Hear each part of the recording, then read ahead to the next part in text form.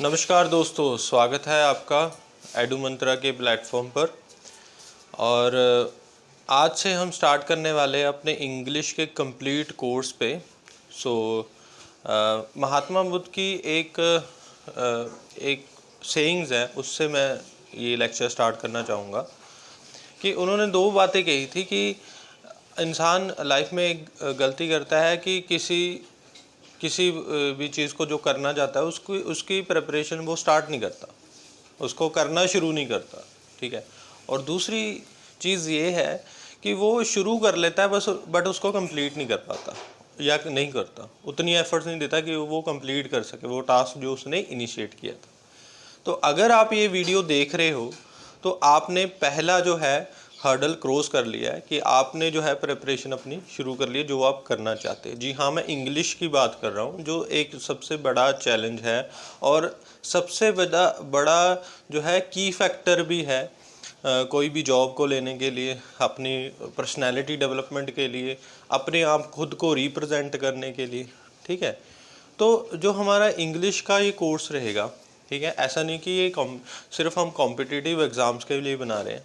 ठीक है।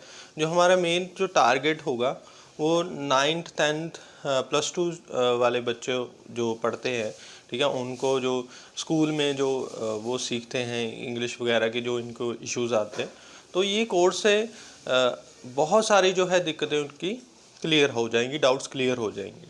दूसरी बात ये है कि ये बिल्कुल एग्ज़ाम्स के लिए नहीं है, आप इसको स्पीकिंग के प्रोस्पेक्टिव से भी यूज़ कर सकते हो। ठीक है। आप किस तरह से अपने आप को एक देखिए, जो इंग्लिश हम चीज़ है, बेसिकली हमारी मातृभाषा तो यही है, मतलब हिंदी ही है। और इन्फीरियर कॉम्प्लेक्स दिखाने के लिए थोड़ा लोग ऐसा कह देते हैं कि प्लीज़ स्पीक इन योर मातृभाषा, है ना, मतलब अपनी मातृभाषा में बात कीजिए। ठीक है। मतलब जिस बंदे को जहाँ जो सर्कल है वहाँ पर इंग्लिश अगर नहीं बोली जाती किसी, तो ये मानने वाली बात है कि अगर आप कोई भी सेंटेंस, कोई भी बात को अपनी को रखने में अगर इंग्लिश के वर्ड्स का प्रयोग करते हैं तो अलग ही असर एक प्रोफेशनलिज्म आप में दिखाई देती है। उसके प्रोस्पेक्टिव से ये बहुत ही ज़रूरी है। और मैं बिल्कुल लेमन लैंग्वेज में, ठीक है, हिंदी परिभाषा में सारा कुछ आपको समझाने वाला हूँ, चाहे वो एडवर्ब हो गया, चाहे वो टेंसेस हो गया, चाहे वो स्ट्रक्चर ऑफ टेंसेस हो गया, ऑफिस में हम किस तरह से यूज़ कर सकते हैं अपनी इंग्लिश को, ठीक है, अपने कोलीग्स में किस तरह से हम कम्युनिकेट कर सकते हैं। बस सिर्फ आपका काम ही एक रहेगा कि आपने क्या करना है कि जो भी मैं यहाँ पर क्लास में आपको सिखाऊंगा आपने उसकी प्रैक्टिस करनी है। ठीक है। प्रैक्टिस कैसे करनी है वो भी मैं आपको डिस्क्रिप्शन में मैं आपको जो है अपना PDF के तौर पर आपको मटेरियल देता रहूँगा जिसको आपने प्रिपेयर करना है। ठीक है। और अगर आपके माइंड में ये क्वेश्चन आ रहा है कि आज मैंने स्टार्ट कर ली इंग्लिश की प्रिपरेशन, ठीक है, इस लेक्चर से, तो how much time it will take, how long it will take to grab English, to learn English, right. तो यहाँ पर मैं आंसर आपका दे नहीं सकता क्योंकि ये आपके ऊपर डिपेंड करता है कि आपको कितना टाइम लगेगा इंग्लिश सीखने में। जी हाँ, बिल्कुल आपके ऊपर डिपेंड करता है। जितनी ज़्यादा आप प्रैक्टिस करोगे, जितना ज़्यादा इंग्लिश के सेंटेंसेस, इंग्लिश के वर्ड्स को, अपनी वोकैब को सुधारने में आप प्रैक्टिस करोगे, उतना ज़्यादा जल्दी आप इस चीज़ को सीख पाओगे। ठीक है। तो आज से इंग्लिश से आपने घबराने नहीं, ठीक है, बहुत ही अच्छे से आपने उसको मतलब अच्छी तरह से समझना है और अच्छी तरह से इन प्रैक्टिस भी लेकर आने हैं। ठीक है। सबसे पहले हम बोलने में हेजिटेट करते हैं थोड़ा, ठीक है, और वहीं पर हमारा लूप होल रह जाता है। ठीक है। आप स्पीकिंग में देखिए 4 मॉड्यूल हमारे होते हैं, लिसनिंग हो गया, रीडिंग हो गया, राइटिंग हो गया, और 4th ही स्पीकिंग। लोग लिख भी लेते हैं, लोग सुन भी लेते हैं, लोग मतलब बोलने में थोड़ा क्या होता है, हेजिटेशन होती है कि यार मेरे अगर मैं बोल रहा हूँ कुछ गलत ही ना निकल जाए, मेरी ग्रामेटिकल मिस्टेक ना हो जाए। ठीक है। तो इस लेक्चर से आपके सारी जो डाउट्स है, सारी जो कन्फ्यूज़न है, सारी जो आपको दिक्कतें आती हैं वो हम सॉल्व करेंगे। तो मैं आज की वीडियो में थोड़ा सा आपको रोड मैप शो करने वाला हूँ कि किस तरह से कोर्स हम पूरा इंग्लिश का है जो कंप्लीट करने वाले हैं। ठीक है, स्टार्टिंग विद हम सबसे पहले वर्ब से स्टार्ट करेंगे। ठीक है, वर्ब के 300 से 400 वर्ड्स हैं। ठीक है, 300 से 400 वर्ड्स की हम जो है प्रिपरेशन अपनी करेंगे, मैं आपको दूंगा। और वर्ब्स क्या होते हैं, किस तरह से इसका यूसेज होता है, उसके बारे में बात करेंगे। उसके बाद हम बेसिक्स की बात करेंगे स्टेप 2 में। ठीक है, हम बेसिक्स की बात करेंगे जिसमें हम सब्जेक्ट वर्ब जो है अदर वर्ड्स की यूसेज, सिंगुलर प्लूरल क्या क्या होते हैं, टाइप्स ऑफ टेंसेस क्या होते हैं। ठीक है, दिस दैट इनका प्रयोग कैसे होता है, ये सारी चीज़ें। ठीक है, my, his, her, you, your, our. ठीक है, तो ये सारे वर्ड्स का प्रयोग कैसे होता है हम बेसिक्स में सीखेंगे। उसके बाद चलते हैं स्टेप 3 में।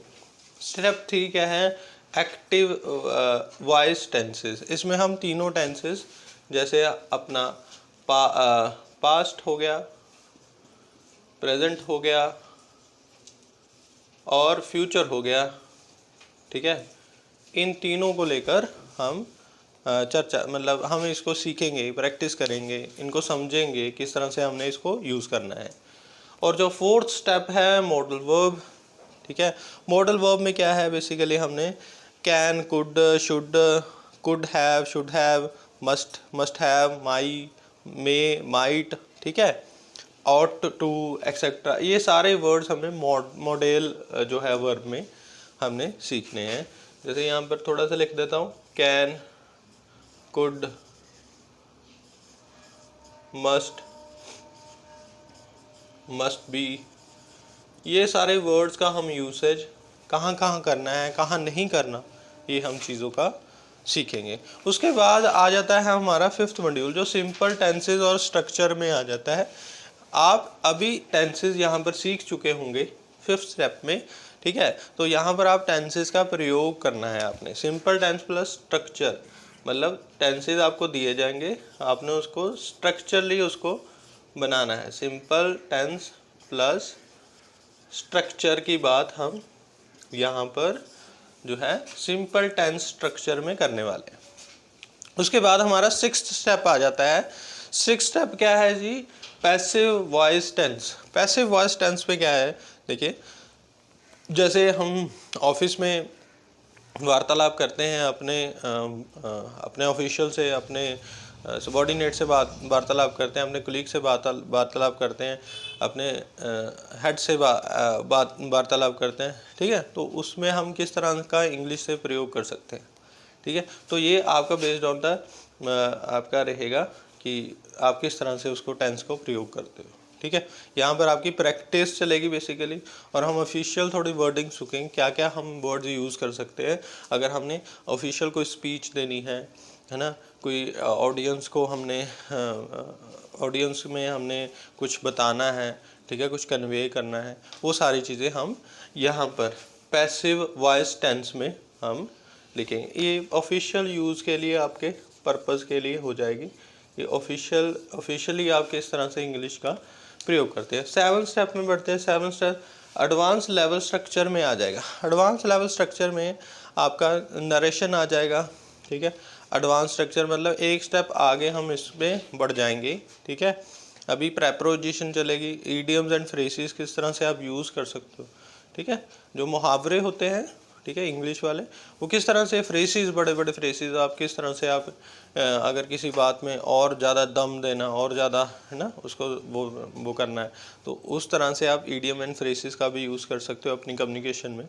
ठीक है, जो 8th स्टेप है हमारा वो एक्सपीरियंस बेस्ड रहेगा। एक्सपीरियंस बेस्ड माने यहाँ पर आपका सारा प्रिपेयर हो जाएगा, आपका रीडिंग, राइटिंग, लिसनिंग और स्पीकिंग।